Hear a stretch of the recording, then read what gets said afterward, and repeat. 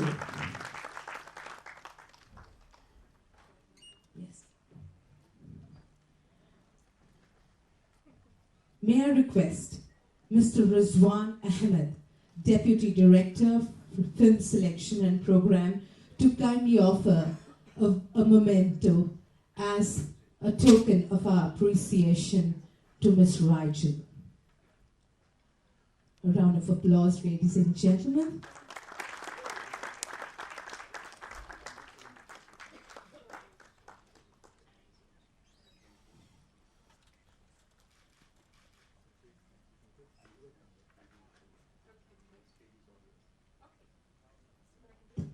Thank you, Mr. Ahmed.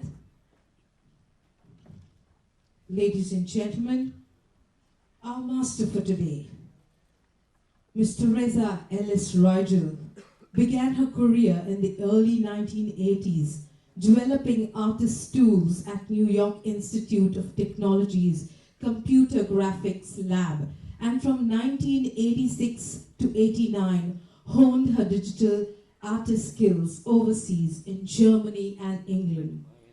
She has been a very active member of the Academy of Motion Pictures Arts and Sciences since 1997, including 8 years in the Executive Committee for the Visual Effects Branch, 2 years a judge for the Student Academy Awards, 3 semesters as a mentor with Spark at the Academy, and co-created a 4-part panel series called VFX Convergence at the Academy.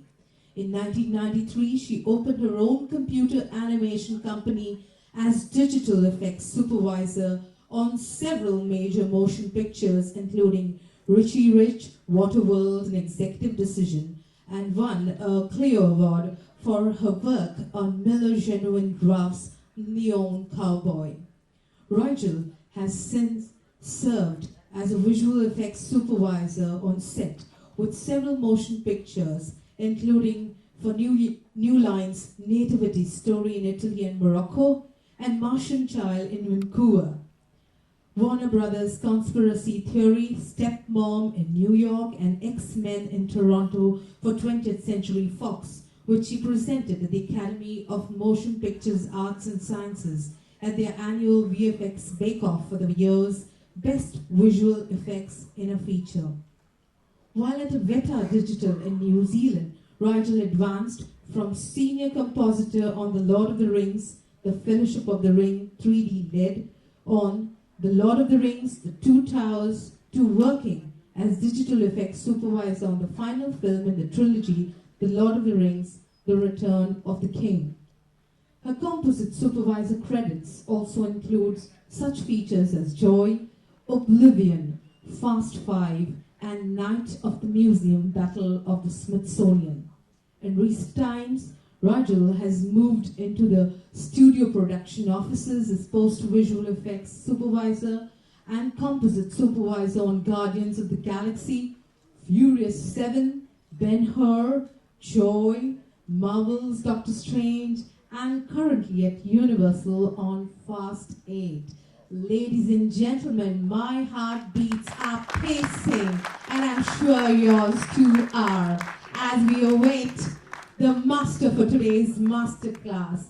Can we have a loud round of thunderous applause for our master for today, Miss Rigel. Over to you, Ms. Teresa Ellis Rigel. Wow, I'm exhausted listening to my lunch. That's a lot. So as you can gather, I've been around for a long time and I'm really old. I just want to get an idea of who I'm talking to.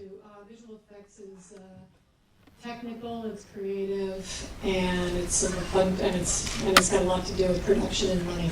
So how many people here in the audience are artists looking for time to do work?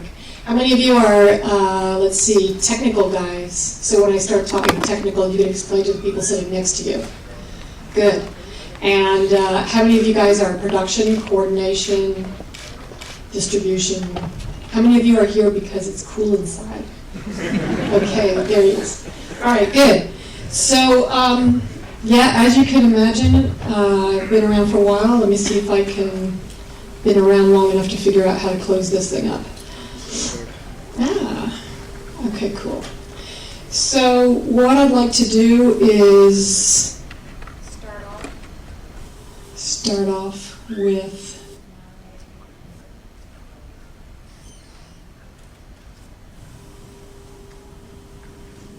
okay, let's start out in and out, aren't I? Maybe this will help if I stay out here. The format that I'm going to try to follow is pretty simple.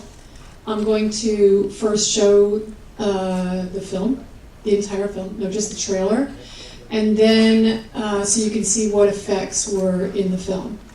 Then I'll go through what the different pieces are that put some of the larger effects together, maybe help you understand what it is you're looking at by looking at certain stills that we used, stills of production, so you can see how it was created, how the different elements were put together. Then I will play the trailer again with no sound, and I'll step through and say, see, it's different now. So after each film, I want to go ahead and ask you guys to join in, give me some questions. I'm sure each film has its own set of questions. The good news about doing this for 30 years is that I can pretty much explain 5 or 6 options for every problem the production comes up with. That's kind of the art of visual effects. There's a million things that come into play. How much money is left on the production. Usually when you're shooting the film, all the money goes into the shoot. So they keep telling you there's no budget for visual effects. And then as the show progresses, all the money ends up in post-production, and then they have lots of money for visual effects, but unfortunately we didn't. I was going to say, unfortunately you don't have what you need on the shoot, but that's not true. What you do is you assume they're going to need more than they are, so you end up shooting all kinds of extra stuff and get yourself prepared for all 5 of those options that you may have to come up with. Okay, so my first film, and I'll do this chronologically, is Oblivion. And let's see, where is that little guy? All right. Is it going to get bigger?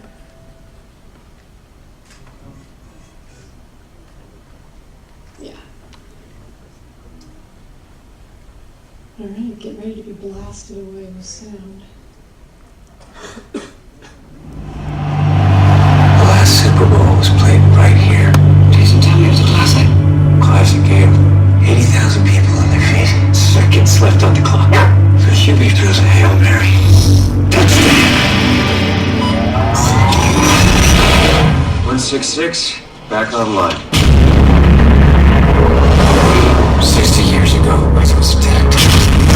We won the war, but they destroyed half the planet. Everyone's been evacuated. Nothing human remains. We're here for drone repair with a mop-up crew. This is Jack Harper. I'm good to go. 2 more weeks, Jack, and we can finally leave and join the others. Don't take any chances.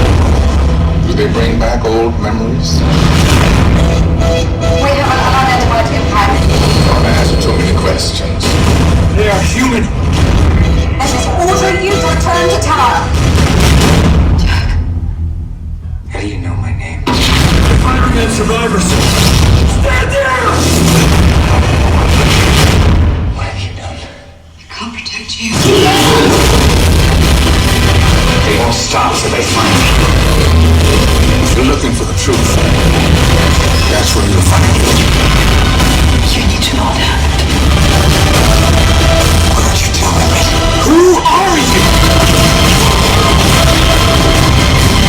Jack, he's ordering you to stand down. I'm not gonna do that. This is the only way.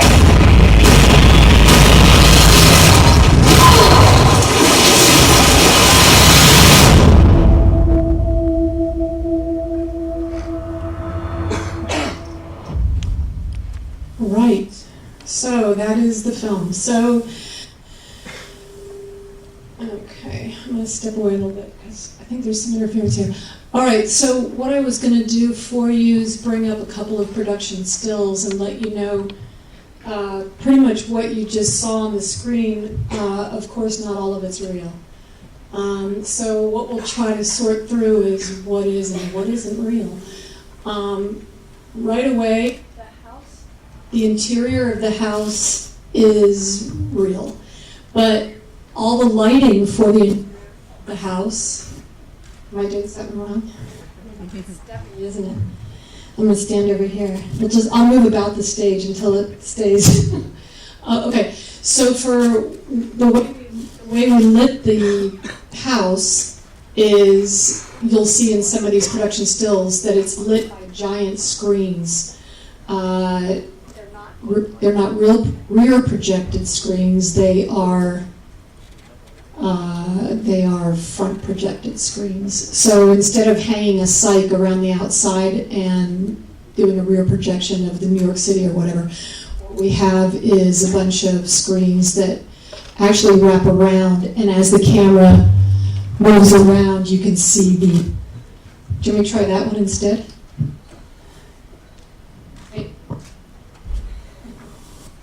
Technical. Hey, hello. See? All good.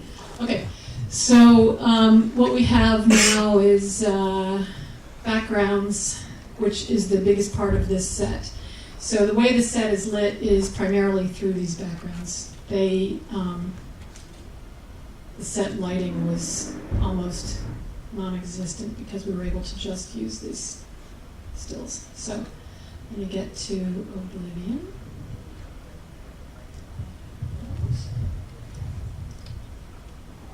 I can see. Okay, so the house clouds. What was going on to create the clouds for the lighting of this house is a team went out to Hawaii and shot plates of clouds over top of the Earth with different times of day and different settings. So they took shots in this direction, all the way around, and then those large images were saved out as 4K. Well, as very large images that were then used as background plates to finish any parts of the set. We used each one of those to then project on the screens while the stage is set here. You're having all your lighting from these screens behind them. And I'll see if I can find another frame for you that shows that even better. This is the house light at night. House set end. Okay, yeah, this is kind of cool. All right, so this will show you the screens. So you can see the house here, and the little plant, I forgot what we called that thing 5 years ago. That little jet is live action, except for when it takes off, obviously. But these are the large screens you can see in the background. And right now it's just a pattern to align those screens so that they don't need stitching. Well, they've been pre-stitched so that you don't see gaps between the screens. The difficulty there was there's different screens that project different color temperatures, and we wanted to make sure that you didn't see that seam. Okay, let's see, here's another one. This is the same set with one of the screens lit up with some photography that was taken over Hawaii. So here you can see the screen here. You can see our operator in the foreground down here. And he's basically driving what's going up on the screens, depending on what the scene is, whether it's daytime, nighttime, morning, those kind of options. One more of those is this one. I like this one. Skies are beautiful, actually. So it became a major part of our set.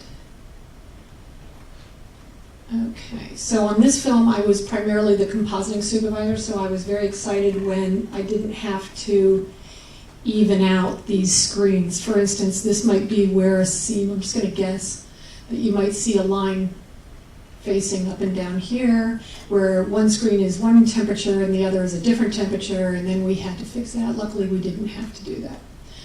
Okay, so those are our 3 set images, and here's our set at night, which I also think is pretty cool.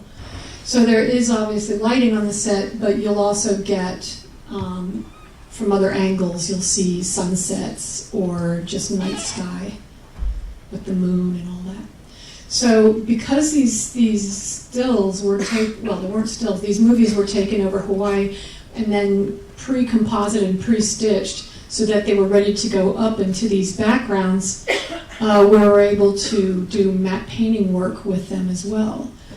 So let's see. Oh, goody, we have another one. You can just see how large these screens are. Basically the entire background of the set. So this way, the camera can be placed anywhere on set, and then whatever direction, you'll have this wraparound. And they of course, decide where the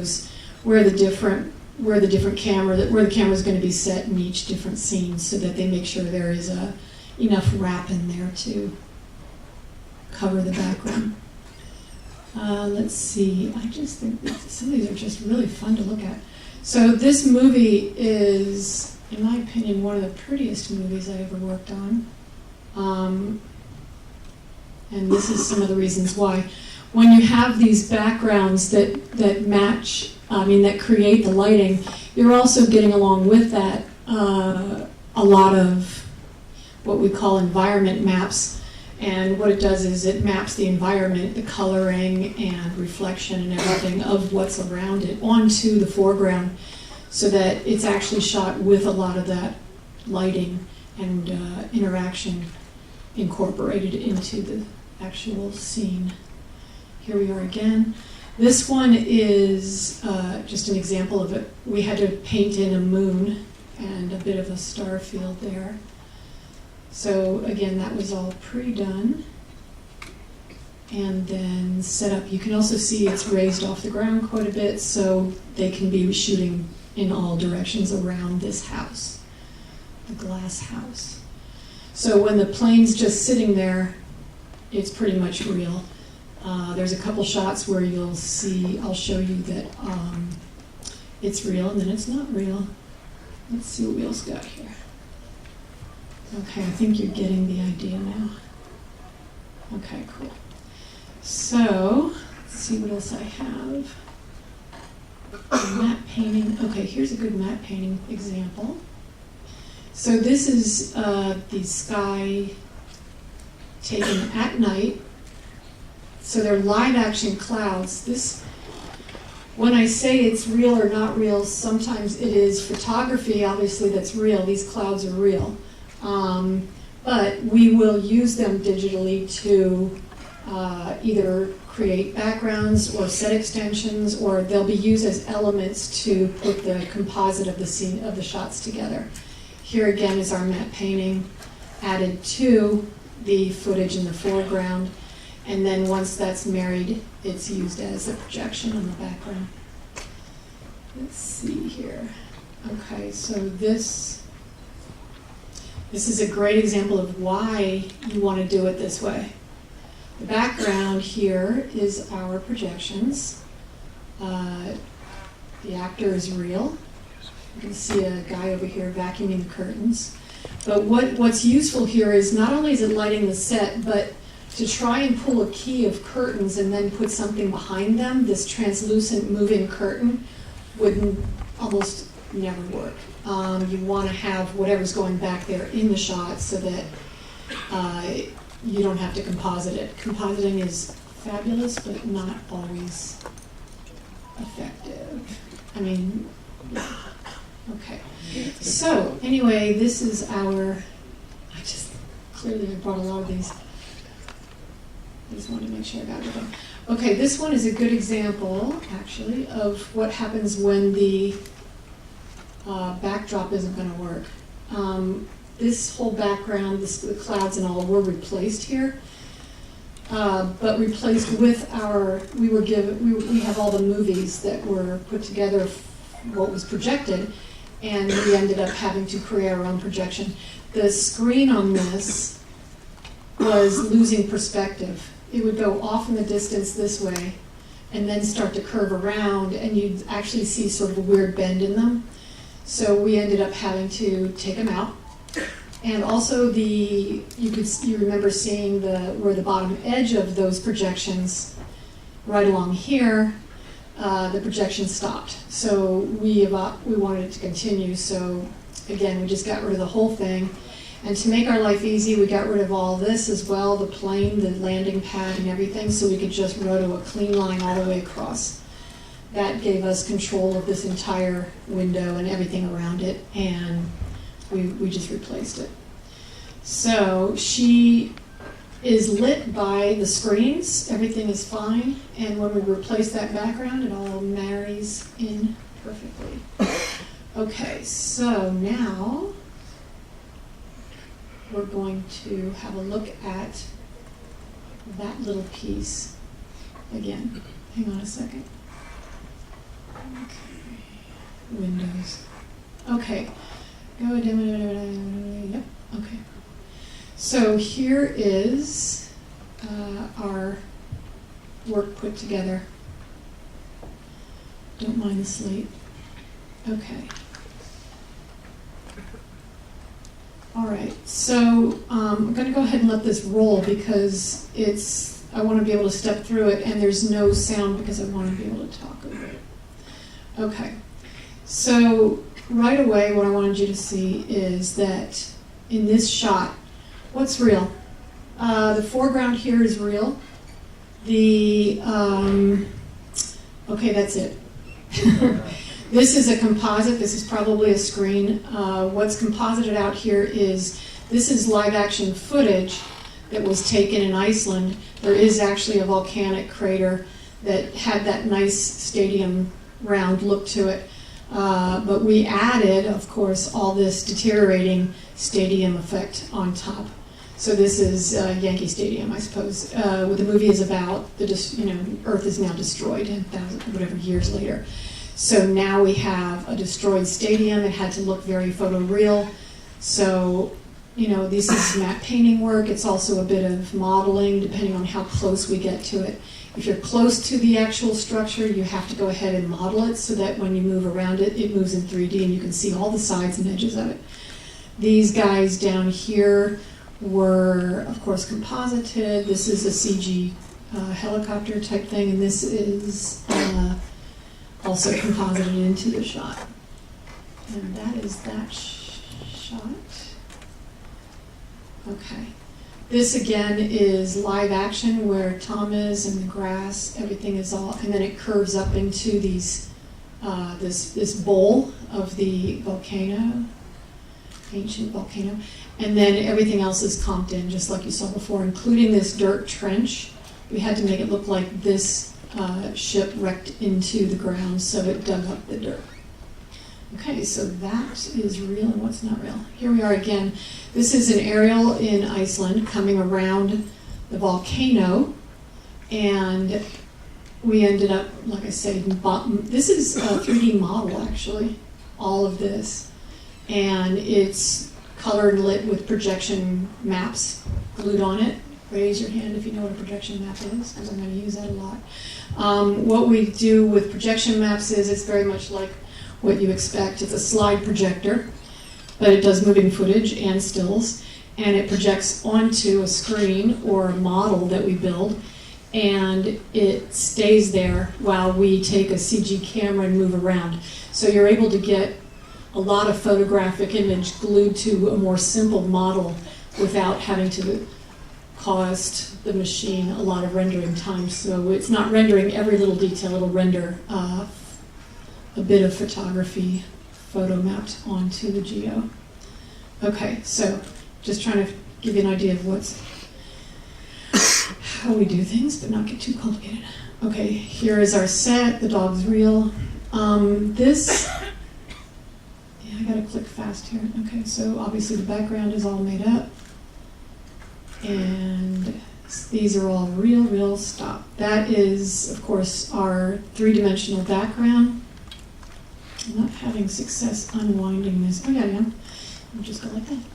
Okay, so the background is, of course, our 3D model. And we figure we're close enough that this needs to be actually modeled, which is what it is. This is CG, and the dirt dug up in the ground is CG. Let's see what else. And of course, Tom is real. I think he was shot on the ground in the canyon, so all this was in camera at the same time. And then rotoing Tom's head out, we're able to put the background in and add all the effects on top, including the smoke coming up from the little ship there. Okay, and also on that camera move, by the way, what we usually do with that kind of a camera move is do it in post also. So in other words, this shot was probably taken as far as here, and then we basically can finish it off, take it over and do it all CG. Add clouds. Okay, more of the same. All right, so there's our logo. Okay, this shot, this composite was quite a big deal. The Empire State Building in the middle is 3D, and some of its texture, I think, I can't remember which way we ended up with, but we did try one with just texture on it. We also tried with what I was calling projection maps. So if you could picture this model with a bunch of cameras all around it, and each camera is projecting what the photography on that face is, and those cameras stay there. Of course, we don't see them, they're invisible, they're CG, but the image on the Empire State Building remains. So you can see what else is. This is a giant aerial from Iceland again. So all of this is in camera. There's a good chance we replace that sky. This trench is all CG, and there's some pretty good shots that you'll see of us flying down into that trench. So this should give you a good idea of where we are when you get to that shot. So these shots are completely CG. I was worried about them because I wasn't quite sure how real they were going to get, but they actually turned out okay. So the lighting and everything on them is CG. This is, of course, live action, but it's really just them against a screen. And all the out of focus on the glass dome of the ship is CG, the background CG, everything that puts the shot together and makes them not look like they're on a set. Here's our fly-through. It's meant to be a New York City street where the ground has now grown over it, and so you'll see inside these little buildings and all the little windows and doors. Yeah. Okay, so Iceland. I think in here you can probably tell what's real. This is work. Let's see, in the library. This is the house. Here we are at the house. And of course, everything on the counter that she's working on is done separately. These graphics are all done completely separately. What she's looking at is a blank table. She can't see any of these lights or anything that she's pointing at. A lot of times we'll put little markers on the counter so she can at least know to hit that marker and this marker. And then a separate company will be busy working on what those graphics are. So that while the rest of the film's going, while we're still shooting and working on stuff, the other company can be creating these really pretty graphics in there. And then in Composite Land, we put it all together. And as you know, the background as well. Okay, so this shot, I think it turned out to be entirely CG, including our actor in the center. Yeah, that's totally CG because I remember he was concerned about how his walk looked. So we made sure that looked real. So all those are full CG shots. This is all full CG. Same, full CG, all live. This is a set of a New York library. And of course, any flashes or a lot of it was built out in CG, actually. Okay, live. And we're almost done. Got plenty of. This is all, okay, yeah, the background plate is all Iceland, and then of course the ship is CG. And this, the entire background, I think we started with a plate of those mountains, but just a still. But we ended up having to make an entire 3D environment here. I think all the trees, the ground, the grass, the trees in the very background. This whole foreground cave entrance is all CG. It's all generated. And of course the ship. And I think, yeah, you know, it's funny. These look like they're simple enough, like get a camera and go to a set and torch it and have them act. But honestly, a lot of this was built in afterwards so Tom doesn't catch fire. So a lot of those flames are placed in later in the composite. Safety first. Okay, and then that's the almost end of our thing, isn't it? Right, so now you know whenever you see graphics, whenever you see the lighting, where that's coming from and how that's created. Okay. I'm going to go to the next film where I think we got this. Okay. So our next film, oh wait, before I go on, any questions? Vicki? No? No, just like, we showed, there were some shots, yeah, I can speak to that. There were some shots, I think I was like moving through the clouds. Yeah. Yeah, so were there some helicopter shots taken, like just to, you know, like a POV, I mean, apart from the CG? I mean, like, when you shoot in Iceland, it's not like, it's like landscape and it's the cloud. But when we're shooting through clouds, a lot of those cloud environments are actually created on the computer. So there weren't perfect storms when we wanted to have those and shoot them. So we end up creating a lot of that photography in the computer. So yeah, it's all fake. Another question? All these cloud shots, what is that? Is it CG created or The what? the clouds? Yeah, the clouds. And is it projected, right? All the clouds that are in the background of these houses is completely real. It's photography, time-lapse photography from Hawaii. Okay. And it isn't projected? And it's what? Projected? Yes, and then those moving paintings are then projected. The footage is then projected. Is it front or back? That's what I just want to know. Oh, front projected. Thank you. Mm-hmm. Thank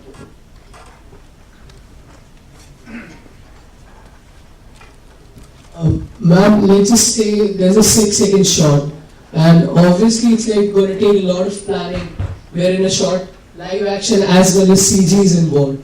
So let's just say a 6-second shot, how much time will it take to actually film it and then find a stage to compose it? Like, yeah, that's a good question because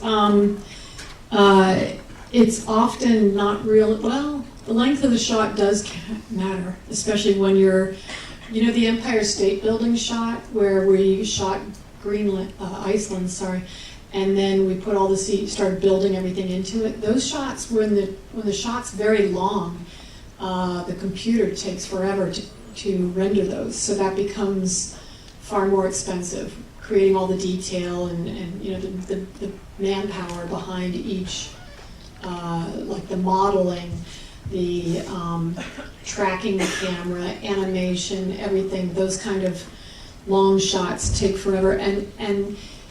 But if you were doing a short shot, like 2 seconds long, or you were doing a 20-second shot, it wouldn't matter. You'd still have to put all the work into building that environment, lighting it, everything. So again, you've still got your modelers, you've still got animation, you still track. So almost the same amount of money. It's just, the length of the shot will just elongate the amount of problems that will come up. So it becomes complicated as the length grows. It really depends on what's in the shot. If it's just these screens and we have to just check that if we have to put little extensions at the bottom, not as bad. But if it's a full CG shot, of course it takes a lot more time, a lot more people involved. In the glass house, Yeah. when you say the set is surrounded by the screens, Yeah. there are clouds and there is the sun. Say if you want to film an actor with the sunlight coming on his face, is the screen enough? Yeah. Does it emit that much light actually? It actually did do the bulk of the work. Yeah. I mean, they do have they have additional lighting for close-ups or back room or anything, but primarily the screens were the lighting of the set.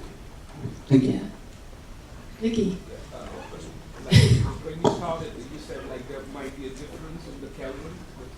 Yeah.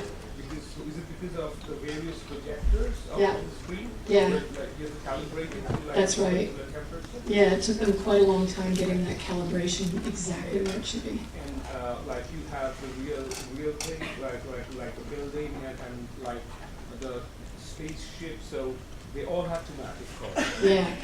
Yeah, if those screens don't match, nothing else is going to match. Go ahead. Yes, this is one question that I have, Teresa, is on that particular shot where you showed the curtain being vacuumed when Yeah. Tom Cruise is moving. Yeah. Could you explain the purpose of that curtain despite the screen being there? The curtain was just a very much part of the design of the set. The director has an architectural background. He's very much interested in, the look and the layout. So the curtain was just a design element that the set needed to have, and it softens the harshness of the set, in my opinion. But again, it would be impossible to put a green screen behind that and then separate that. So the screens again were a big help. One more question. Yeah. Does it ever happen that just say you guys have to put a 6-second or a 5-second shot out there, but then someone asks you to just give some buffer seconds, like if they can choose from between. So is it really a problem to have some extra seconds of shots because the services are going to cost a lot of money to Yeah. put an extra two? So how do you work with it? What we do, and I was going to maybe go a little bit into that as well, is what I've been doing more recently with being more in the production office is working a lot with editorial. So we do a lot of work with editorial to make sure that they're getting their beats, their storyline, and that irons out the length of the shot. And we pretty much hold them to, once that is decided and it goes to the vendors to now put effects in that shot, we give them maybe 8 or 16 frame handles. It depends on the editor. Some of them are like, nope, 8 frames, that's all I need. Some say I need 64 frame handles. But that's all worked out pretty much in the beginning. And it doesn't change. And when it does change, it costs more money. Not if it gets shorter, but if it gets longer, it costs more money. They rebid it. Okay, ready for round second film? Or you've got another question? Okay, go ahead. Go ahead, just yell into the mic. I'm waiting on you. You're not going to do it. Come on, I'm on the mic talking. You can do it. What? Yeah. That guy. That guy? Yeah. Oh, so you don't need another question? You No, already asked no, it? it's fine. Gotcha. All right, well done, though. All right, so we're ready for a second film. Again, I'm moving forward in time. Oblivion was about 5 years ago. I'll tell you, it seems like yesterday, so I can't tell you honestly how old that film is. Okay. Most of the time on these films, what I'm doing, my job is compositing. So what I'm very interested in is making sure that everyone is getting me what I need, so I'm not stuck holding the bag with getting a shot out that doesn't have everything I need. Okay, let's go back to our demo reel work and our second film. This film, I think you've all heard of, Guardians of the Galaxy, was one of my first films. After Oblivion, I decided to go to the studios because I was on the studio end for years, and then I went into the production houses like PDI and Rhythm and Hues and Digital Domain and blah, blah, blah, all those guys, Pixelmondo. So what I ended up doing is going back to the studios and working like I was doing with visual effects, is working with the pre-production. We have previs, and then we also have post-vis. And previs, how many of you in the audience have heard the word previs and post-vis? 2, 3, 4, 5, 6, 7, 8, 9. Good. Okay, good. So what we've done is I decided to move to a previs company. That's what they were called. Proof. There's another company called The Third Floor. What they do is work with the script before the shoot and create sequences so that when they get to the shoot, they have an idea already of, the flow of the sequence, what action's going to happen. So it really helps stunts. It really helps setting up the shots. It helps the director get his story. It helps everybody understand what that sequence, what's going to happen in that sequence. Most of that, or a lot of that, is really valuable in. I remember in Fast 7, there's a lot of work done before the shoot to map out, like when the cars get dumped out of the airplane. I'll go into that more. And then that helps them understand what shots they're going to need when they're up 30,000 feet up and they're ready to start shooting. Well, not 30,000, 20, 10,000 up. Then they're ready to shoot. Post-viz is when it's shot, and we go back in and work with the footage to either do quick overlay of animation. You'll see that on Guardians, and I'll explain that more probably when you see it, actually. But a lot of post-viz is what I'm excited about, because then the footage is there, and we can start kind of imagining the shots together, what they look like when they go together. A lot of Marvel is very interested in screenings before the movie comes out, just to test screening and get an idea of how everybody's, how it's feeling, what direction it's going. For Guardians, it was important for post-viz to get the animation of Rocket and Groot, 2 of our characters are fully CG, into the shots and get rid of the green screen, so that at least when they run the test screening, they are not disturbed by the amount of green they see and the lack of our key actors. So anyway, I'll explain that a little more. Here's Blue.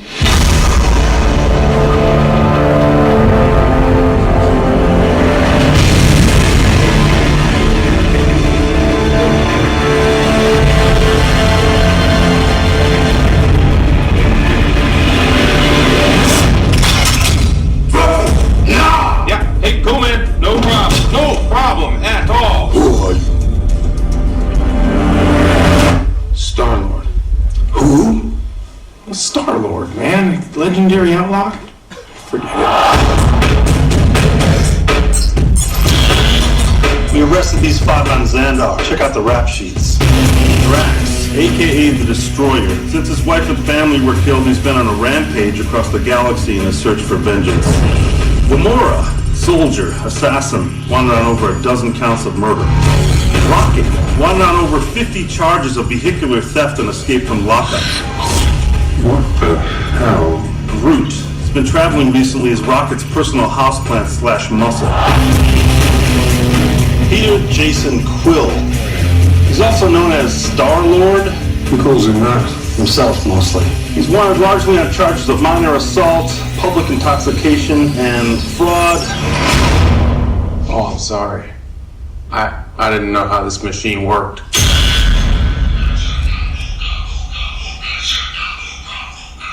Hey, that's mine. You son of a... Hey, take those headphones off right now!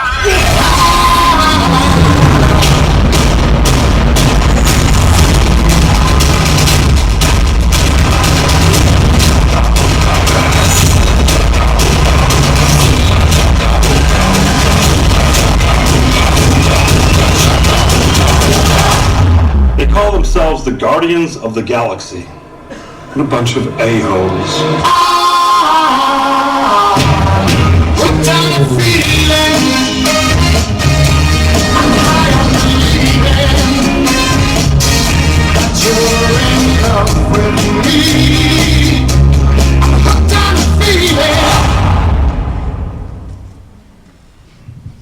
I love the music on that movie.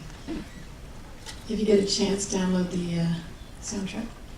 One of the cool things about working in the production offices at Marvel is everyone's just a little cuckoo, and the music is right down the hall, and the editors are down the hall, and so, especially through this show, throughout production, it was just always this kind of musical jam. It was kind of fun. It's hard to concentrate when they repeat the same line over and over in editorial, but anyway. So, let's go through that little guy. Oblivion, Stills. Oh, sorry, Guardians of the Galaxy. I can't see. Alright, so in no particular order, unfortunately. Here we go. So here we have, there's a lot of colored screens in this movie. Primarily because of our, like I say, our key actors. Rocket is standing here, Groot is standing somewhere in the background. To help our actors understand where these characters are before the shoot is they created little puppets, and I saved a couple stills for you to see that. I thought it was hilarious. But you'll see them walk around with a puppet kind of a rocket, of a little raccoon. And I think there's another on some of the parts where he has to actually talk to the CG character. They brought the director's brother as an actor. He comes in wearing green, and he's crouched down really low like Rocket, and he pretends he's Rocket, and he says the lines, and that way Chris Pratt or whoever's talking to him can communicate that conversation. And then in post, we'll take these shots and put Rocket in there, get rid of the actor, or sometimes we'll have a nice clean plate, sometimes we have to get rid of the actor, it depends on what the shots are. When he's wrestling with Rocket, that was difficult to get rid of the guy because there's arms everywhere. Anyway, there's a couple of really good shots. So in this particular shot, yep, you're going to be looking for Rocket and Groot. I believe you do see this shot in the trailer, but I just wanted to get that in there to show you what has to go. Obviously, what's coming out of the camera is this action here with the actors. Obviously, this crew guy will be out of the shot because we don't put sneakers in our shots. We have to get rid of all the blue. We have to get rid of any mics that might pop into the frame. We have to replace all of this with a cityscape that matches what elements are actually in there. Sometimes we'll just say, forget it and get rid of all this as well. And so rotoing is quite a big deal in these films. Okay, this is when he's in the city running. So Look at all the green. The difference between green screen and blue screen, just really quick for all of you who don't know.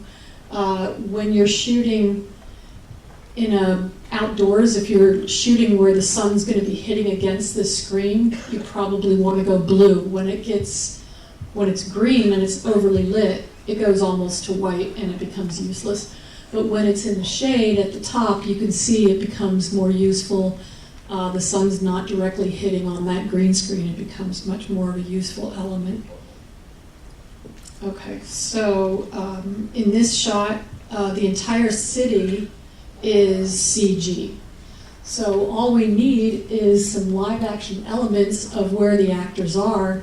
And when we're shooting actors in a full CG environment, it's always a good idea to shoot them with a bit of whatever they come in contact with. So if they're running on the ground, you want to make sure that's real. If they crash up against a wall, if you could make that wall real, that would be helpful. That way all the shadows and the contact details are built into the shot. So here, for example, all we needed was the actors and what it is they're touching. So in this case, this walkway.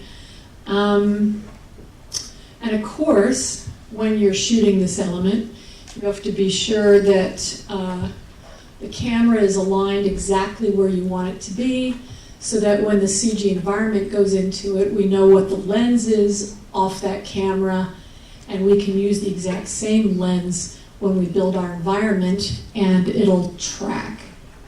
There's lots of tricks to doing that. First of all, getting rid of lens distortion, building it, and then putting it all back together again. CG doesn't render lens distortion. There's all kinds of goodies out there to make these shots composite. First, you have to make it look good, but then you have to know enough technical to know how to make it good.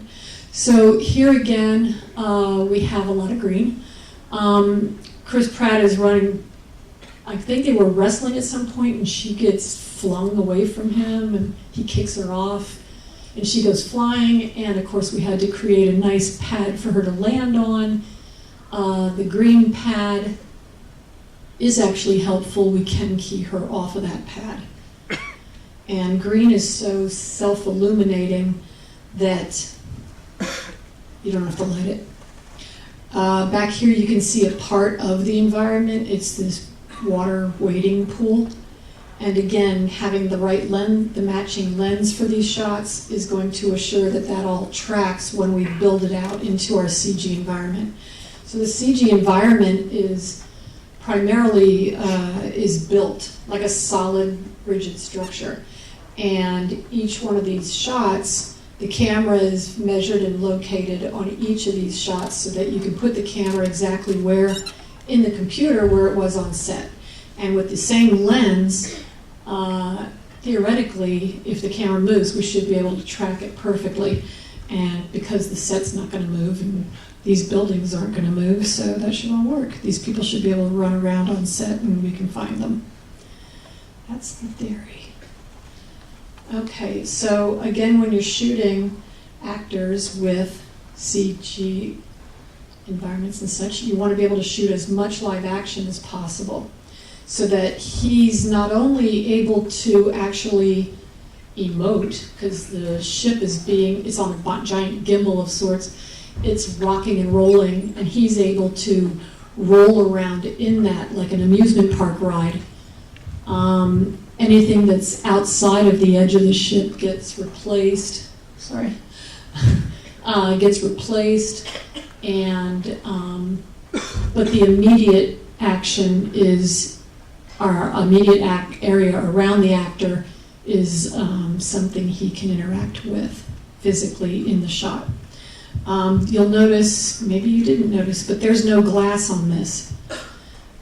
Biggest reason for that is putting a piece of glass on here would create a whole lot of reflections that will probably be reflections of the set, the crew, the camera, the lights, all kinds of stuff you don't want. And really hard to get rid of, like those curtains. If there's transparency there, it's really hard to get rid of what's behind it or work on anything behind it. So what we do is we put our glass in here afterwards. You'll notice that on Fast and Furious 7 as well. We're dealing that pretty much with all the Fast and Furious movies. When they're in the cars driving, it depends on the shot, but sometimes there's glass in the shot and sometimes there's not. On the windshield, you'll notice on a lot of our driving sequences, there's no glass, and we've had to put that in. On the other hand, if there's, and I'll show you this on the Fast and Furious movie as well, but if there's a lot of reflections behind the actor and everything outside the window, there's a lot of times when we want to put glass in there, it'll preserve whatever the reflection is, and then we'll be able to use a real reflection. So once again, you got to know what you're shooting, and you got to be able to make those decisions before they shoot. So it's not a costly patchwork. This is our friend Rocket. He's a CG raccoon, and I was going to say, is this the real or the CG? This is the, I think that looks like a puppet. So the reason they used a puppet on a lot of these, let's see if I've got some more. He is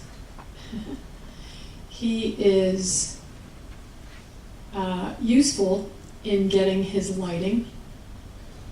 And this is so gross. What's happening is this is a guy wearing blue suit, and he has a picture of Rocket on the front, and that's to show the actor how high Rocket is off the ground. You can see here's Chris Pratt in the background, and that will be where Rocket's eye line is. It's a little odd, but I suppose it does help in the end. So what we also use for this, what we also use this for, is we can, when we go to make the real Rocket, or the CG one, we can use this for what the colors and lighting is for that shot. So let's see if we've got some more of that example here. Oh yeah, this is good. Okay, so this is an example of previs and post-vis and Final Comp. So we have our, let's see here, Rocket. Yep. And yeah. Okay, so here is our puppet being used. You can see the crew guy holding him. And he's holding a doll. And he's going to walk through the set just to show where the lighting will be on this little guy, what his coloring and lighting, and how high he is. It's like a real scale model. They had that in the kitchen at Marvel for a while in a box. It was really weird walking by and seeing Rocket in a box for a while. But anyway, they used the puppet to give us an idea of what it should look like, I suppose you could say. That animation is then before the shoot, here's your previs. In the script, they're going to be in a machine room. Well, it's actually a jailhouse, but it looks like a machine room. It's a jailhouse where Groot and Rocket come in and interact. So this is a frame showing what that previs will look like, and then when they go to the actual set, theoretically, this 3D model is exactly or close to the size of what the set will, like when they build the actual set, it'll take up that much space. There will be a grate there. Just some key pieces to show where these guys are situated in the shot. And then here is post-vis. This is where they've shot the plate. You can see now we have live action all in here, and live action people walking around. And what we've built into that shot is Rocket's animation. So we've got our little actor, CG actor, ready to go, and you can see him in action right there. And then he runs up Groot's leg, and we end up with what shows up in the film. These are all motion blurred, which is great, but I think you can still see what's going on. These are all very action shot, so grabbing a still is kind of hard to find a nice clear one. Okay, let's see what else we have here. Yeah, once again, a continuation of what that final composite looks like. Groot and Rocket in the jail. Okay, what else do we have? This was a test of what Rocket should look like. It looks kind of funny. What you do when you're creating your animation is, while everything else is going on, you have the production houses working on the actor. So here they're testing out the amount of what the look is of the eyes, what the fur, how that's going to work. Obviously the work on his mouth to build one of these characters, making it rigged so that it animates, as well as the shaders that are used for the exterior, for the lighting, the fur, and everything in the matte painting work. Everything is very time consuming. I think he took a couple months, I'm just gonna guess, to put together with about maybe 3 or 4 people working on it. So that's quite an expensive little creature, but the reason is he's going to be used throughout the movie, so he has to be very good, look really very realistic, animate realistically, and articulate. So that was a big project for our little actor, Rocket.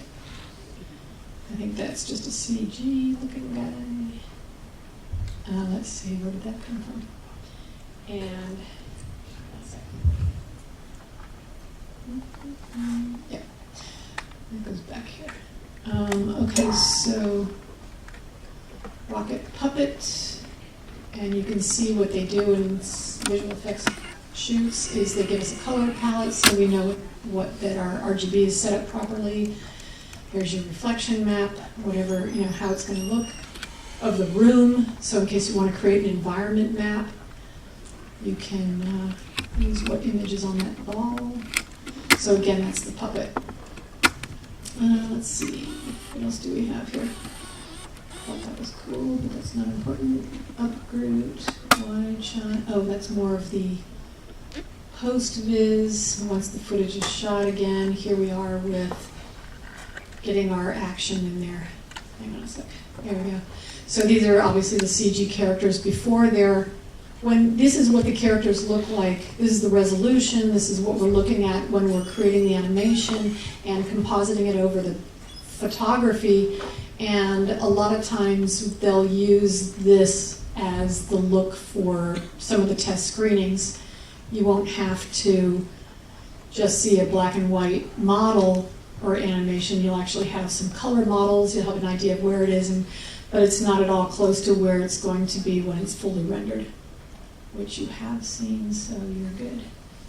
Okay, right. This is just interesting. This is the entire set for some of those rocket ship shots. And yeah, it's a lot of blue.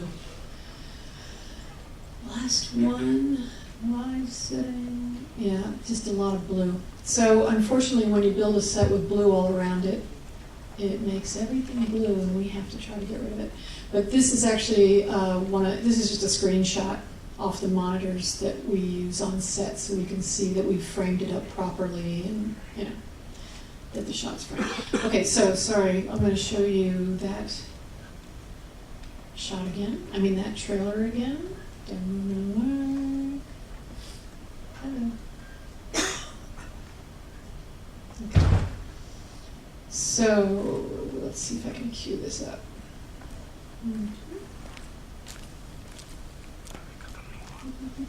There he is.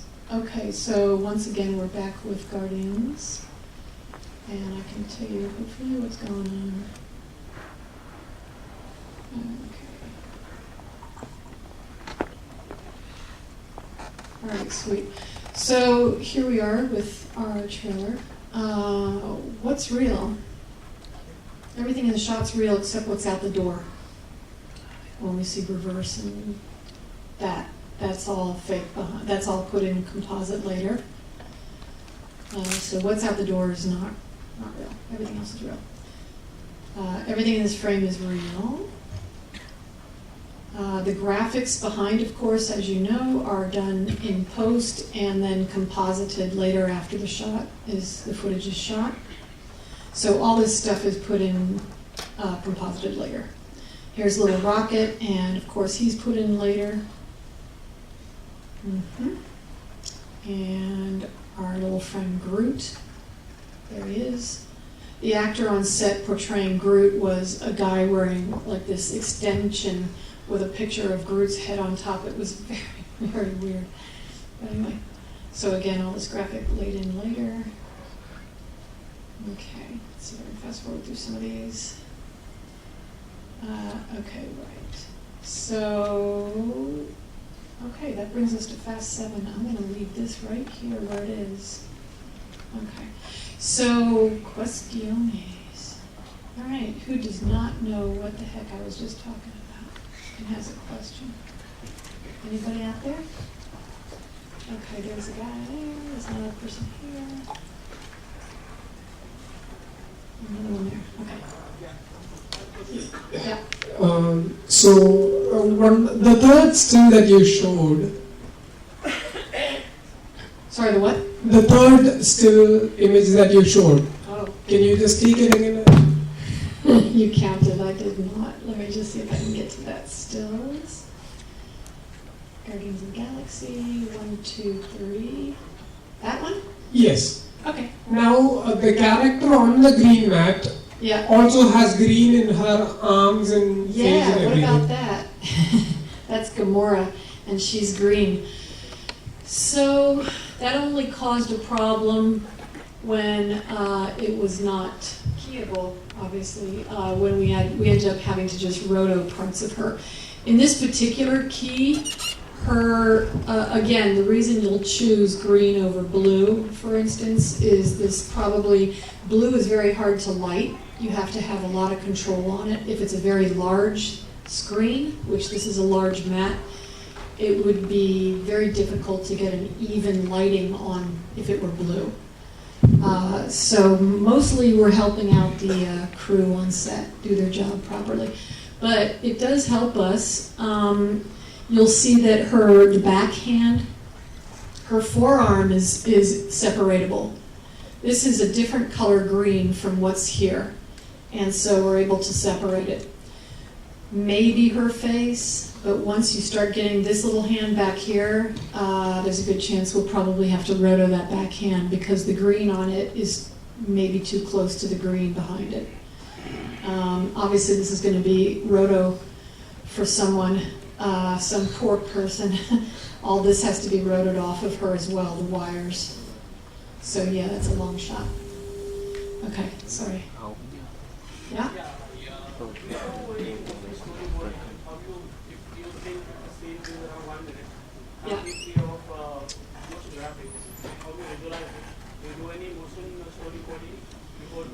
Yeah, all of previs is on these sequences. A lot of it, including the action from the characters, is all previs.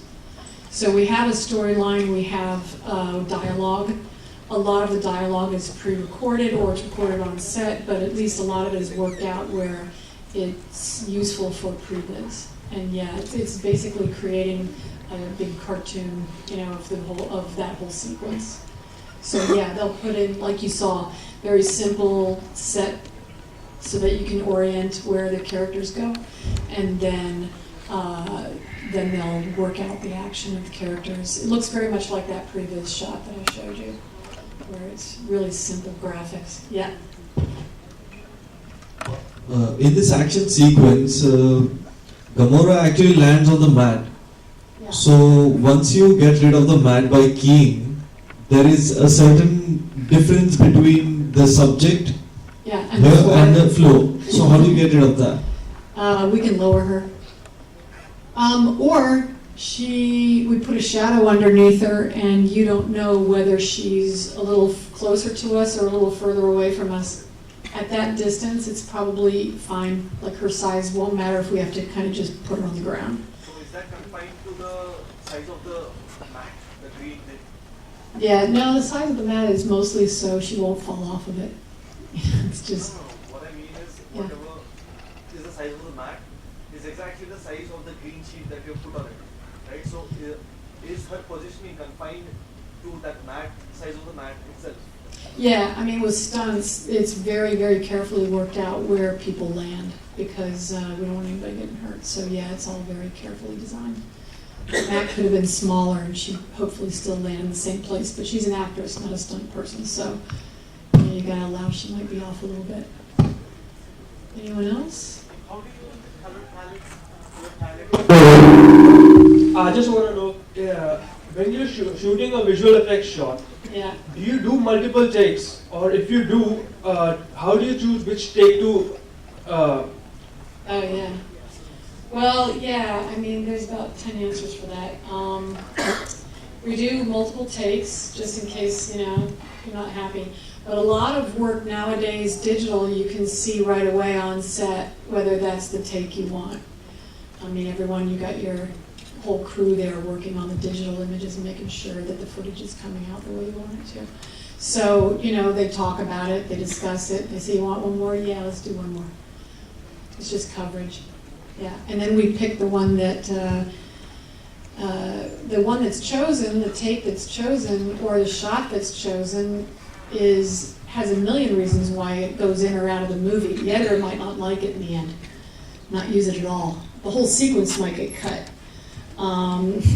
But you might choose one. You won't choose one take over the other for any other reason except, I don't know, small details. But most of the takes are all thought out, so they will not be that different. You just pick the one you like. So you do all the takes. I mean, when you're doing CG, you do. I mean, all the takes after you've chosen these. Supposedly, you've chosen 3 takes. So you do all of the takes. Yeah. Okay. Yep. Hi, ma'am. Right here. Sorry. Hello. Yeah. I'm here. We're following the mic. Up. Can you just look a bit? Yes, sir. Can you see me? I can see you and I can All hear right. you. Your ally is in the shadow, so I can't. Oh, there you are. Yeah, the question is, the director, James Gunn. So, Yeah. how he interacts with you, like, as a, what he shares with you about the, you know, from script point of view, and about the actors, characters. You know, can you just, right. what is in the head of the director, how he shares with you, and what he shares with you, and can you talk a little bit about what we can hope for the next one and the challenges? I can't say anything about the next one. Oh. All right. Except that Groot is now a baby tree, right? He starts out this big. Because he, I don't want to get away, but you probably noticed he died in the last one, but they kept a twig.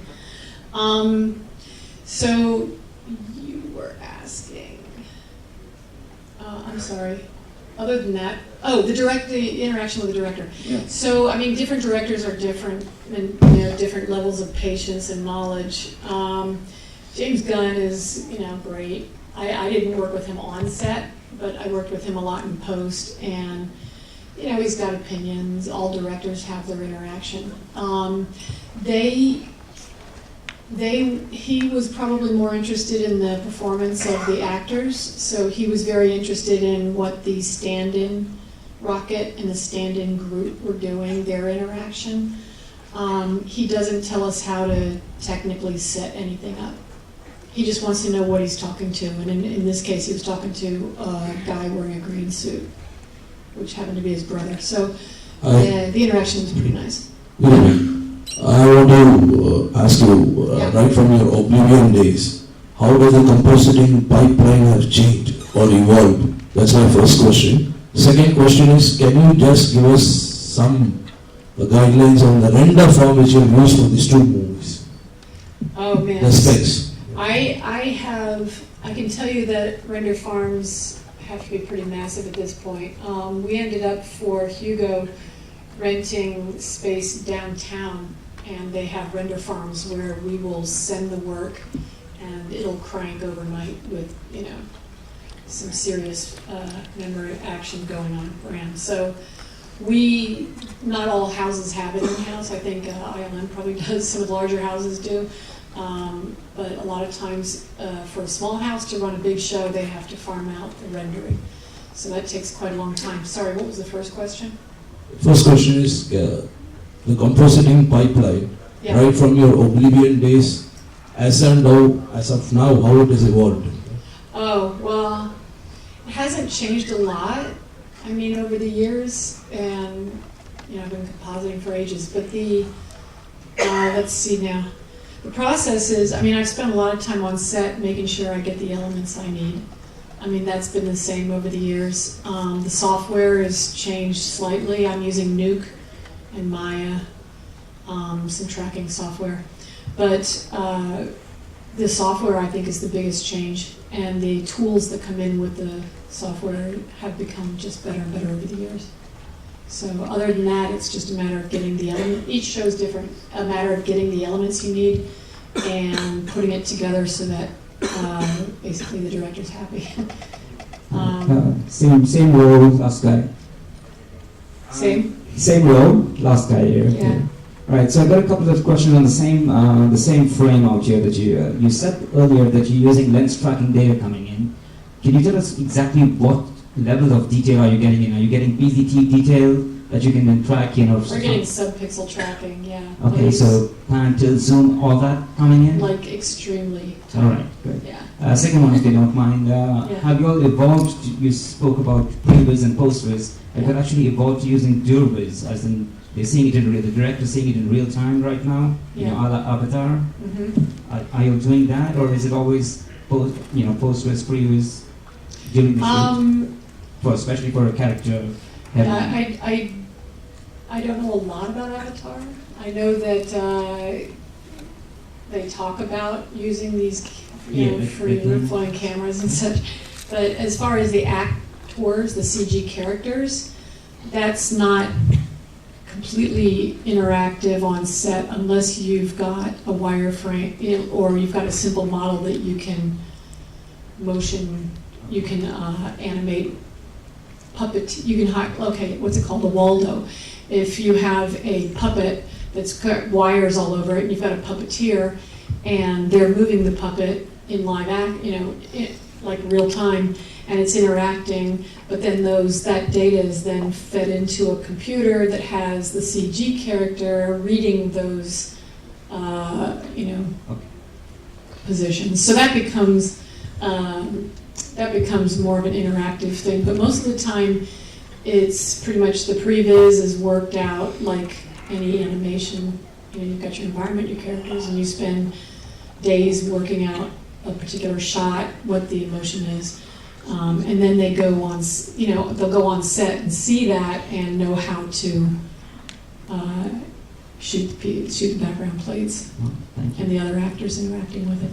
Thank you. The last one, if you care to indulge me, are you working in VR now? Because that opens up a whole different ballgame. We are not in feature work because it's just not a format that is used, in my opinion, it's not useful. All of you guys would have to wear goggles right now. And you would want to go into that room and someone else would want to go in another room. It's not, I don't see it as a feature presentation. Thank you. It's more of a game.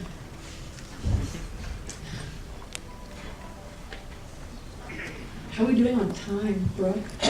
Ma'am, have you used any set? Time for 3 more? I only have time for 1 more? I'll have to fast forward. Okay, what? Ma'am, have you used any set scanning for this film? Like when you use the set scanning, like LiDAR scanning for the film? Set scanning? LiDAR? Yeah. LiDAR. LiDAR's our friend. Okay, I better move on. We have only time for 1 more. Clearly, I could talk all day. Okay. So let's jump ahead. What do you guys want to see? I'll give you a choice. We can see Fast and Furious or Doctor Strange. Fast and Furious? Fast and Furious? Oh, okay. I wasn't sure. Why you want to do that one? Okay. So demo will work. Doctor Strange. Who are you? There it is. Oh, come on. Second one? Third one? Fourth one? Oh yeah, I've got it already queued up. Hang on a second, I'll get it for you. That's funny. Yeah, how did we do that movie? Okay. Is it this one? That is Guardian. Nope. Is it this one?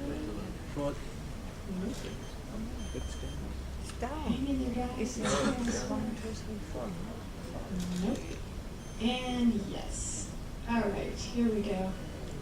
This one is Ben-Hur, and it was all real. No, I'm just kidding.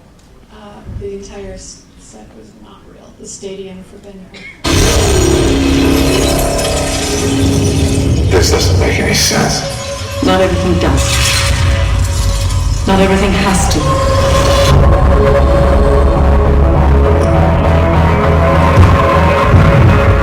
Through the mystic arts, we harness energy and shape reality.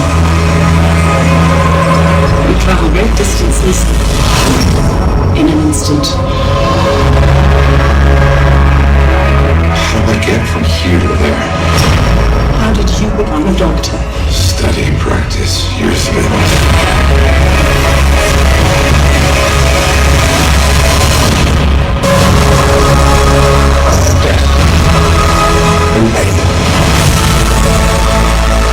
You'll die protecting this world.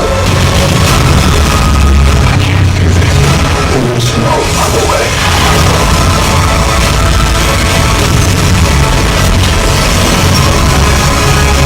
I spent so many years peering through time, looking for you.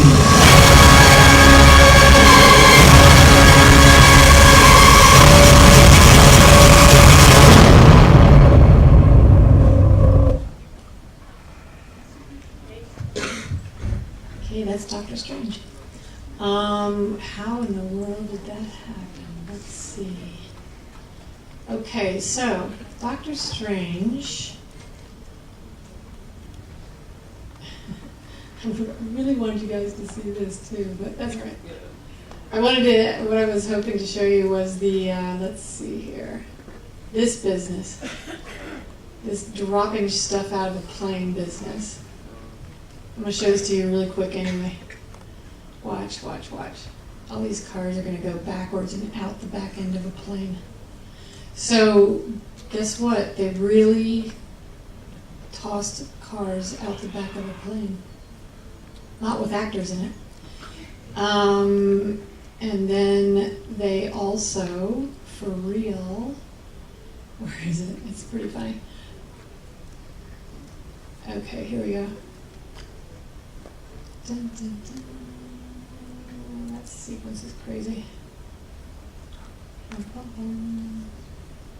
Yeah, they're not going to show it. Alright, well anyway, moving on to Doctor Strange. I was hoping I'd get to it, but it's not going to happen.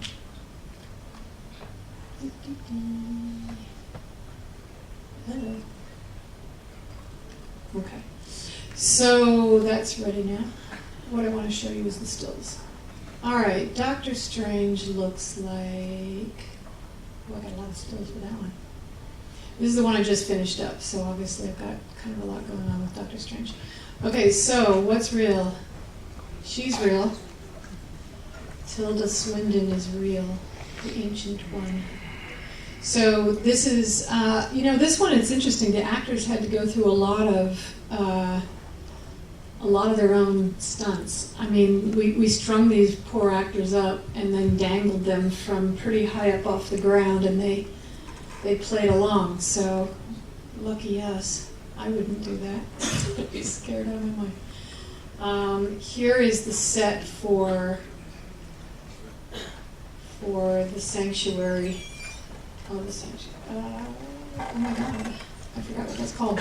But anyway, anything green obviously is going to become set extension. The ceiling is going to become set extension, where we put a giant globe up there and have all the CG interaction on the globe. Let's see what else. I'll go through these quick. This is for real an explosion.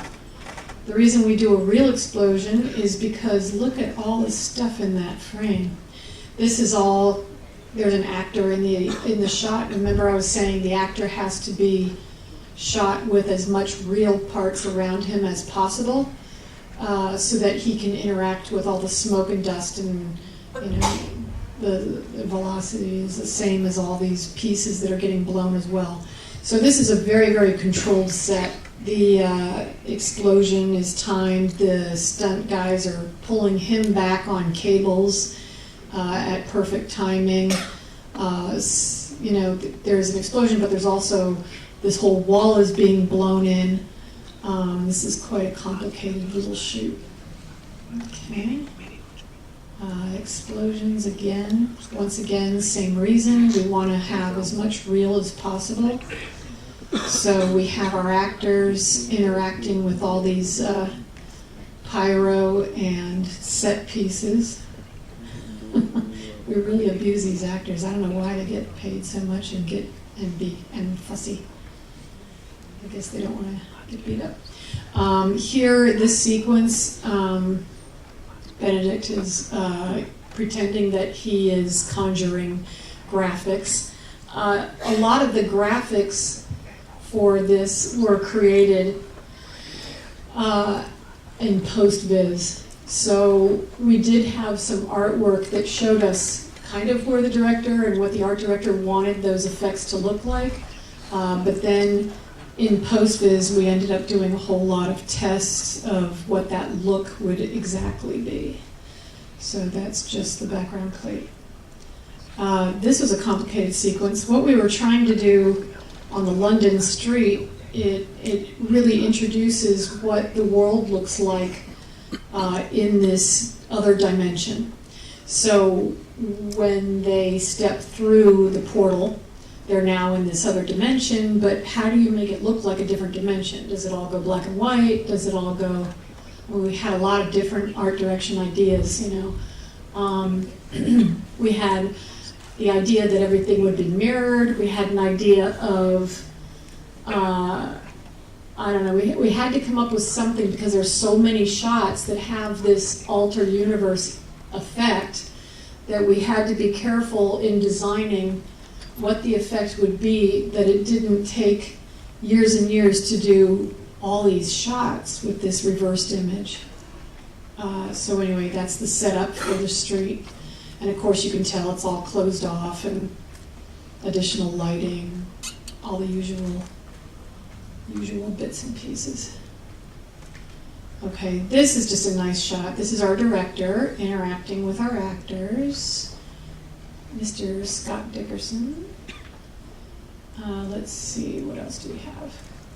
Okay, I'm going to throw these, like I say, kind of a little bit out of order, but what this is a stunt of one of our actors. Apparently he is just incredible at calisthenics, at performing his own stunts, and he does not have cables. So hang on to that thought. Then you put in, here's some other shots of that same actor. He's just really fun to watch because he can do all this crazy stuff. I remember in X-Men, the Toad or Frog, he did the same thing, and he turned out to be Darth Maul in Star Wars. He does all these amazing maneuvers without cables. Here's the guys wearing cables. They have to run sideways up the wall, and also stunt guys, because even on cables, this is a difficult move. So you can see anything green is what we replace later, anything blue over here we were able to replace later, set extension on the ceiling, paint out what's not supposed to be there, put in what should be. Okay, here's our, okay, so lighting, when you're shooting live action, the lighting on the set is pretty key because it's not something we can put in later easily. If an actor is lit with a light over here and you want to change that lighting, I would say it's not going to happen. You'd have to reshoot or try to get more clever when you shoot. There's a whole lot about pre-planning. This ring is lighting for the set. What it does is they set up this animation on the ring so that it animates and creates the flickering in the room. It creates lighting on him when he jumps through it. And it's just a really important piece that we later get rid of and put the real element of the portal back in. But yeah, we have shot with our lighting, so that's really important. This shot, just an example of green screen. I think what I wanted to pull this out and show you was that there's reflections on this glass. Even though we're going to replace what's in here, we're going to try to keep what's being reflected into this glass. And I think I go ahead and show you a couple of examples of that. This is the same thing. When I was saying the curtains are difficult, but in this particular case, we're literally just getting rid of the green and putting some out of focus sky in the background, and that way it's okay to key that out. It's much easier to key than the curtain was. Okay, these shots were all set extensions, so here they are on set with just what pieces the actors will be close to or interacting with. So they build the set out as far as they need to, so that anyone acting in front of those pieces, it's all there. They can interact with it, but they don't interact with what's happening out here. So they just throw a green screen up, and we'll put that in later. Okay, and they don't have to build that. Same with this shot. It's all only what you need in the foreground. And then anything else beyond that was all computer generated, either through map painting work or simple geo with projections on them. Here's Dr. Strange in the beginning. He's in his car zipping down the road. And it's funny if you stick around for the credits. Whenever you watch a Marvel movie, you should always stick around after the credits because they always throw stuff in. It's kind of fun. And at the end of this movie, it says, don't text and drive, because he's driving and he's texting, talking, and he's very distracted. His car whirls around and then flings off the side of the cliff. So I love this stuff. On Fast and Furious, they do all this driving sequences with real cars and real stunt drivers, and it's just crazy to watch. So here's an example of some pretty amazing stunt work. Here they are from a different angle. This is our car, and it comes in from camera right, frame right. It knocks into this piece here, spins, and somehow knocks over this telephone cable, the telephone wires, and that all comes down. And it's all choreographed and these stunt guys, they practice in a big parking lot for a couple weeks before they shoot, just to make sure they'll hit their mark. I asked if they did any previs, and he's with like dynamics, and they were like, no, we just put up a couple cones to make sure we don't hit them. I'm like, you guys are feeling. So anyway, that's those. Same. Try to get through this so we can get to questions. You can see how many I have here. Right, so the main actors, they're going to all need cables. It's just a good example of making sure they're not going to get hurt in any way. But that is Benedict Cumberbatch, and he is dropping and hanging off cables, so I just think that's funny. So these guys definitely had to, I know a lot of these actors do a lot of working out before the movie starts, so they look like they're superheroes, and he definitely had to do that too. So here again, just a really beautiful still actually, but getting rid of any green spill. This all has to go. This looks pretty bad. I don't think I can get rid of this green screen and put ground back in there, but anyway. But we try. So obviously that all goes. Let's see what else we have. The tea room. This is the tea room with a wide angle lens, so you can see really how it's all set up. When she pushes on his chest and he goes flying back, she's really pushing on his chest. Here are the cables holding him up.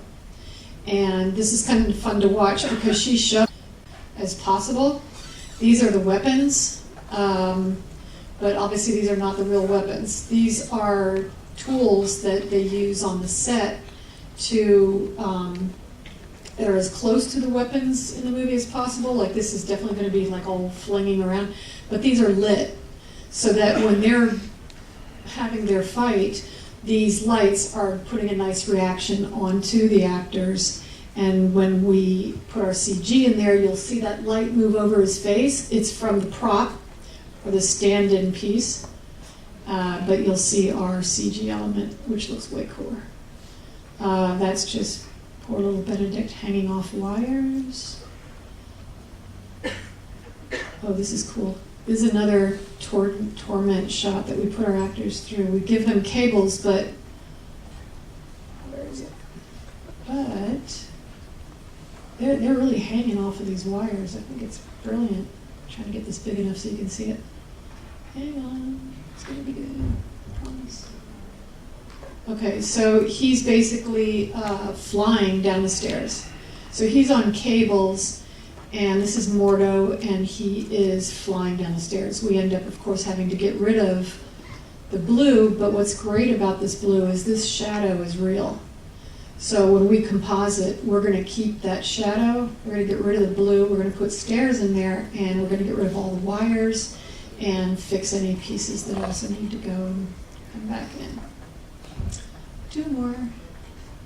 Oh, this guy, he's amazing. This is our actor, Caecilius, is really enjoys martial arts, so he was all excited about this part, apparently. But he does some really crazy stuff, so we still had to cable him up. So he basically comes running and grabs her onto this pole and swings around, which takes a lot of strength, even if you're not hanging from wires. Okay, and that's it. We know what movie that's for. It's not supposed to be in that movie. Okay, cool. So I'm going to drag it while I'm thinking about it back where it belongs. Okay. Anyone? Do you want me to go straight to questions? What time is it? We have 20 minutes. Do you want questions, or do you want me to? Fast and Furious. Fast and Furious. You want to see Fast and Furious? Yes. Why? Okay. I got rid of it. No, yes, I gotta find it. Fast and Furious. Yeah, that's exciting because I'm on Fast now. I'm on Fast 8, so I can tell you all about it. The interesting thing, the most interesting thing about Fast and Furious, very sadly, is that we lost our actor to a real-life car accident. And it was in the middle of shoot. So what happened is the insurance company comes in and says, how are we going to save this picture? How are we going to make this work? It was really difficult. We had 3 stunt guys, or 3 stand-ins for him. 2 of them were his brothers, and the 3rd person was Brotherton, a guy named Brotherton. So that was really helpful. But one of his brothers Caleb looks a lot like him, so was able to use him a lot, like in back or side view. Most important thing in life will always be the people right here, right now. That's what's real. Hello? Don't run into it. You don't know me. You're about to.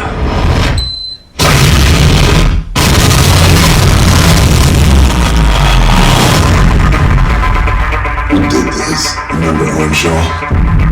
This is a big bad brother. He's a special forces assassin. They created a monster.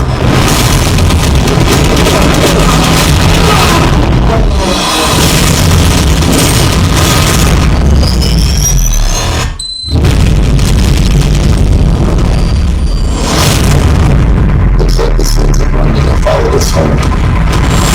We're being hunted.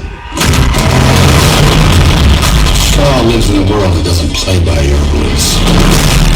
Like it or not, you and your friends are a part of it now. I don't have friends. I got family. This time time it ain't just about being fast. Somebody just walk me through what we supposed to be doing. Yo, Roman, you need some fresh air? Just gonna get busy today, better,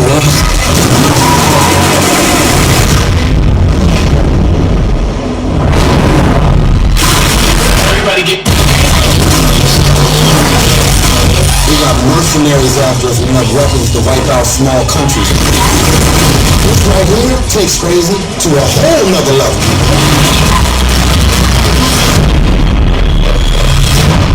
So what's the plan, dog? One last ride. Nope, I'm not looking.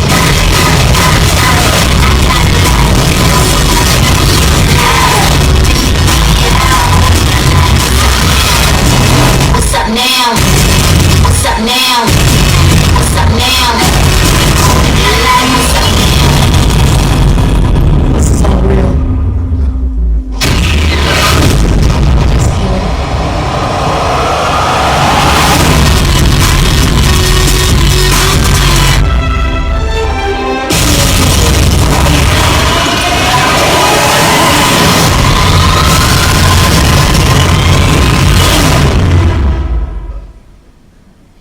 There you go. Enjoy the family. So there you have it. That's exciting. How do we do that? Okay, so first of all, we had to replace our actor in a lot of shots. That's kind of a big deal. But we had enough footage from, this is Fast and Furious 7, so we had enough footage in the previous Fast and Furiouses to cut him into rebuild the sequence, and it was a big deal. Let's see, stills. Sorry, let me just go straight to the stills because we're going to run out of time. We've got 15 minutes. I'm going to cruise through this. All right, I love this stuff. Okay, this is a live action plate I have to show you. This is a stunt that was worked out in Previs. This truck jackknifes and drops all these tubes in it.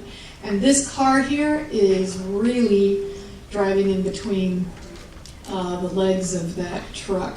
I don't know how they do that stuff, but they do. Here's the pipes falling.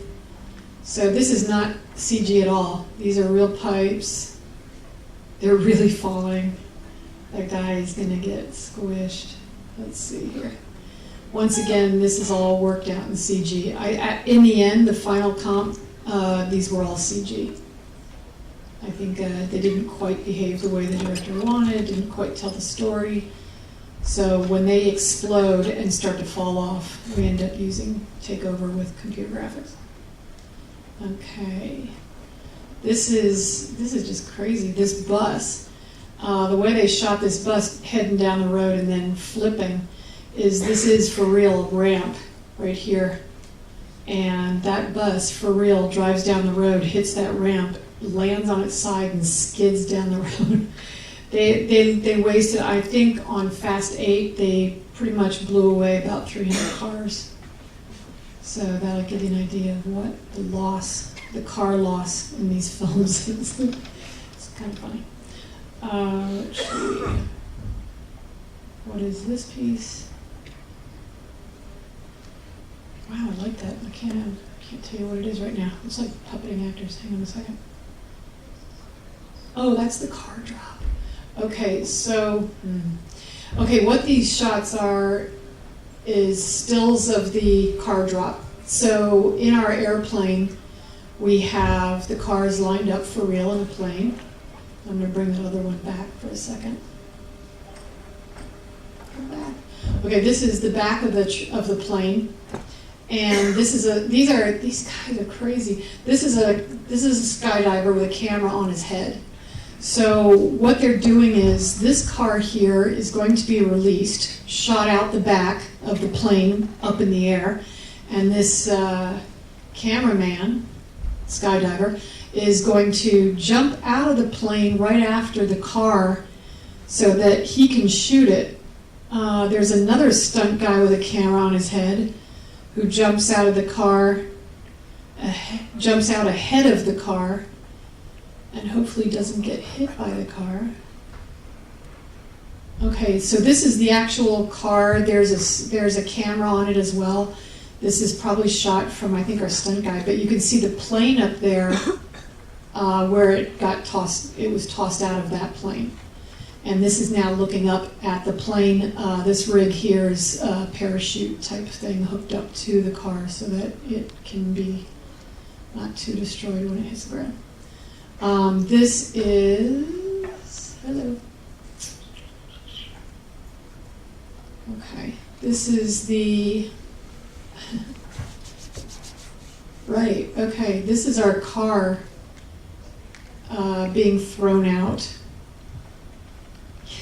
It's just so crazy. I can't even tell you what's going on in that shot. But I want to go fast. Okay, so here's our car. This is two cars actually being thrown out the back of the plane. This is car number 1. These are the tires for car number 2.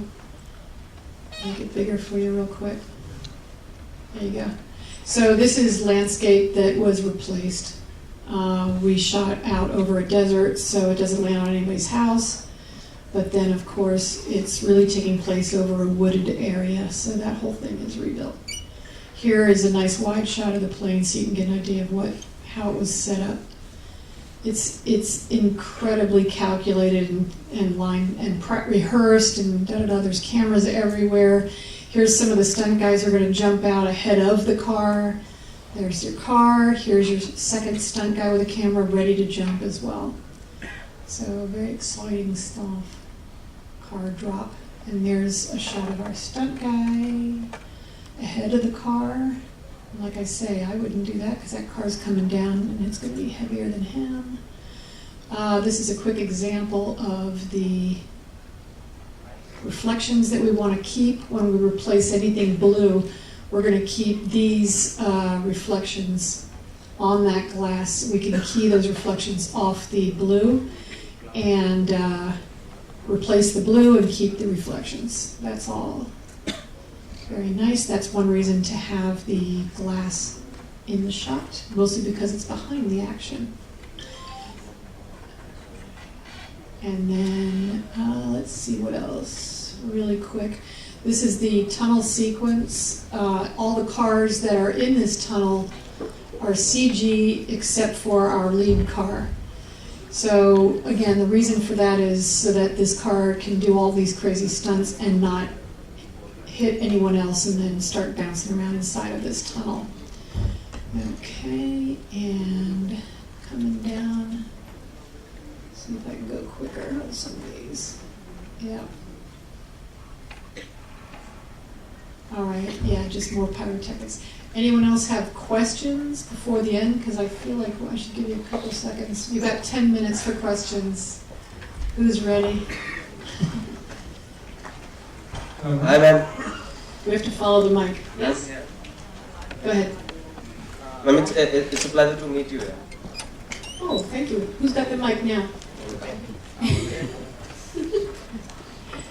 Ma'am, I want to ask you one thing, that do you have the control to put the green screen or blue screen or the director? Absolutely.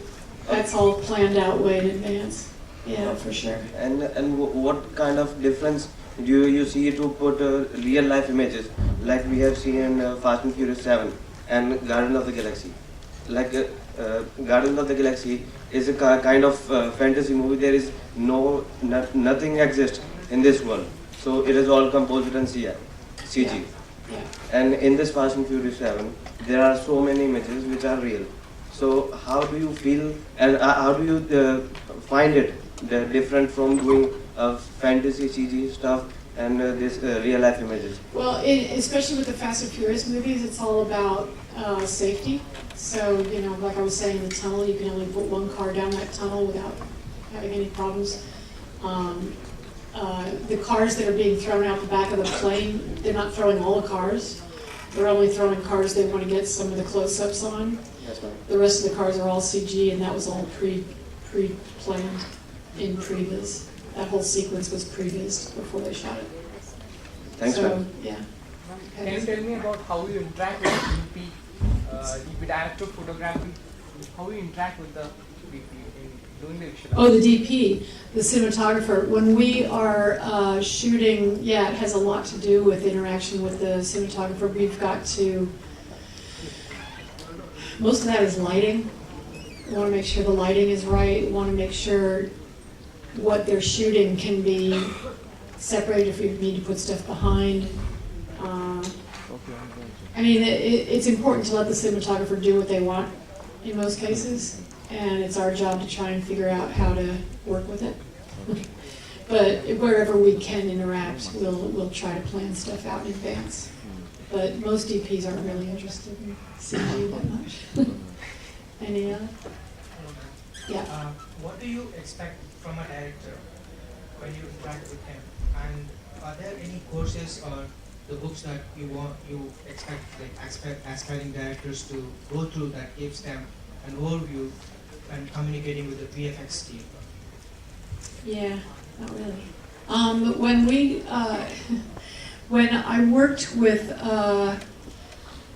for instance, I worked with Julia Roberts and Mel Gibson, and they were shooting with guns. And this is after one of our actors did actually die from being shot. There's a whole story there. But, so they were very nervous about using guns and blanks and all that sort of thing. So we discussed on the set that they didn't have to wear a flak jacket, you know, they didn't have to have explosives on them go off. We could do that in CG. We didn't have, so talking with the actors and trying to work that out so they know how to act. Like Julia Roberts didn't want to shoot the gun or something, but she held it or something, and I told her to at least recoil, you know, do something that makes it look like she's actually shot. So, you know, there's that kind of conversation going. I remember with John Cusack, I think, was on set with us on one of our movies, and he, whenever they're driving, but they're not actually driving, they're just on a green screen and they're in a car, it's important for them to not talk to the other actor like this for very long without remembering that they're driving and keep looking out the window. You know what I mean? There's that kind of conversation, you know, that they remember, you know, just things they may want to look at. A lot of it is eye line. You know, we try to help out actors with what they're looking at. Again, with Guardians, it was communication with what the other, the puppet was doing. So there's a lot of conversation with the actors, and most of them are pretty cool about it. On X-Men, we had a lot of conversation with the actors because there's a bunch of effects going on around them. We want to make sure they know what's going to happen around them so they can react properly. Yeah, one of my favorite shots is in The Mummy with Brandon Fraser, and he's the first mummy. He's fighting with all the skeletons. It's hilarious because there's nothing there, and the guy's like acting. He's amazing at that, and so is Orlando Bloom. I don't know, he's not acting to anything, and he's just really crazy out there, doing a great job. Any other questions? Yeah? What percentage of a Marvel movie is actually done in post-production, like, according to you? Because they highly rely, like Doctor Strange and all, they highly rely on visuals. Yeah, yeah, a lot. In post-production, well, it's huge. I mean, for those movies, I think for Fast 7 now, Fast 8, there's like 3,000 shots. So I think on Doctor Strange, the Marvel and Guardians, the post-viz on Guardians was huge because of the actors and a lot of the sets. So we have reshoots, and that means let's say there's a whole sequence where they're in these hallways of a spaceship, these giant hallways. So Previz was working out how big the set was that they would actually be hitting walls and having fight sequences. So that was huge. And then in post, we were building the environment in the computer, and we take the green screen of them on set and put them in there. So the whole planning, it was pretty much happening at the same time. The previs, the post-viz, what's being shot. We're on the lot at Disney, so with Marvel, the Marvel buildings are on the Disney lot. So we have them shooting on the stages, and at the same time we're working on the shots in the office. So It's very interactive. Does that answer your question? It's a huge part of post-production. Yeah, a huge part. I mean, for the screenings, yeah, anything that's going on in well, visual effects start at the script nowadays and go right the way through to the end, to the last day. So it's pretty much involved at every step of the game. So yeah, it's just a massive post-production. Yeah. Hi, Vicky. Yeah, hi. I just wanted to ask, like, when you're talking about capturing as much real action as possible, yeah. But when you're working with the DP and like everybody has to get the scene together, yeah. How do you plot the speed? The speed of the action, especially when the camera is panning or We can change it in post. Doesn't matter. We shoot whatever the camera can shoot. There's certain rigs that can only go so fast. Like in high okay, are all shot in high FPS? A lot of times, yeah, we'll shoot 48 frames a second, just to get the full action in the shot without too much motion blur. So yeah, a lot of Fast and Furious obviously is going to be shot 48 for certain sequences, so that yeah, we can slow it down, speed it up, and not lose too much information. Anyone else? Did you guys have a question over here? Ma'am. Yeah. There you are. Hi. Hi. Hello, ma'am. I just wanted to ask you, every film must have been a new challenge to you, but what according to you is the toughest film in, what you've done, your work and everything, and in terms of CG and everything, what specific film have you done which is the toughest in every situation in terms of whatever you've done? Sorry, can you narrow that down? Specific CG in every film, like in Fast and Furious or in Doctor Strange, the VFX and whatever. What was the toughest in that? The toughest film, whatever you've done. What was I doing in each of these films? Movie. What was the toughest movie you've done? Toughest. Yeah, probably all of them. I don't know. They're all tough. On Lord of the Rings, we were killing ourselves with time and details and manpower. Oblivion was tough because it had to look really, really perfect. And, Hugo was amazing because it was just a ton of work in one frame. And you got Scorsese, wanting it to look good. They're all tough. There's different variables. There's producers that are crazy. There's elements that are not right. There's cool ringers on phones. Yeah, they're all difficult in their own special way. Yeah, lots of stuff that keeps you up at night. We have one last question. One last question. Who's the lucky person? Yes? Make it a good one. It's your last question ever. I would like to know what are your upcoming films? My upcoming films, yeah, I wish I knew. I'm freelance, so I work a lot with people I've worked with before.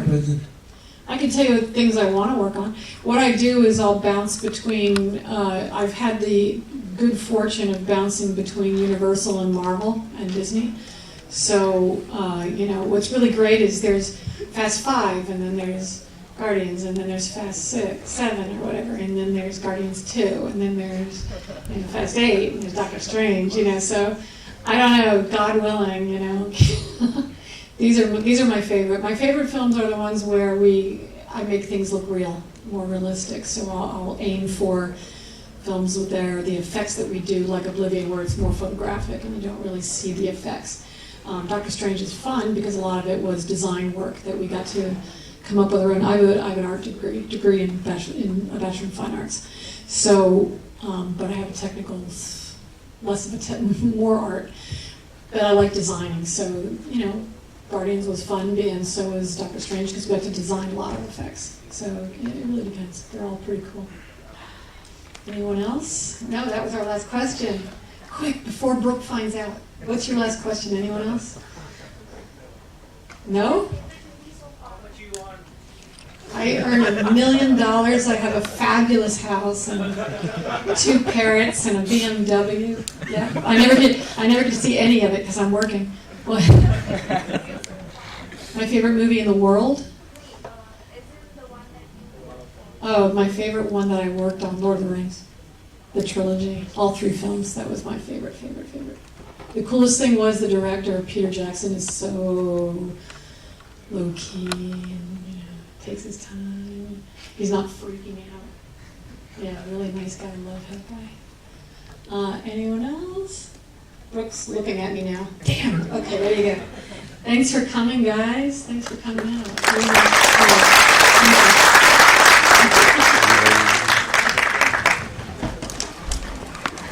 काम करने के बाद